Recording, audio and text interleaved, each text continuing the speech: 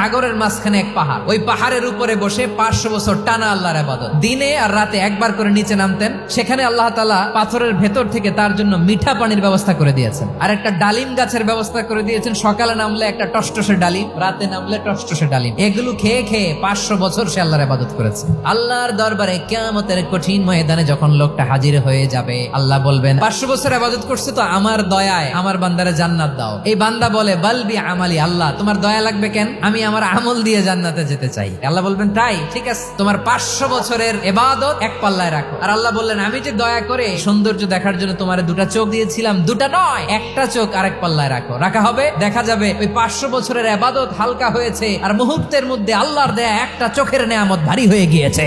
ফলাফল দেখো, হিসাব বলে তুমি এখন জাহান্নামে যাবা, যাও এবার জাহান্নামে যাও। এবার লোকটা কাচুমাচু করে বলে আল্লাহ এবার আমি বুঝতে পেরেছি তোমার দয়া ছাড়া দুনিয়ায় কেউ জান্নাতে যেতে পারবে না।